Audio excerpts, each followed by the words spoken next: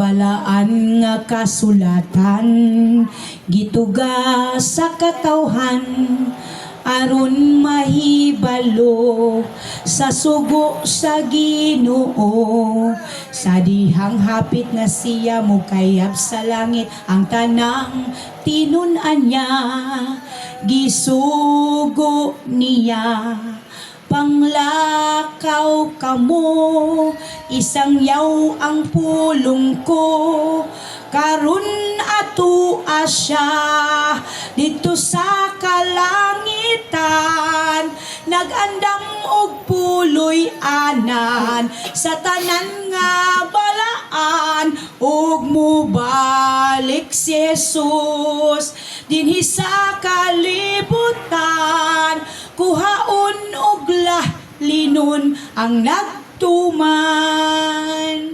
That song itself explains the message this morning. Kuhaon ug lahion or lalinon, in other wordings, ang nagtuman.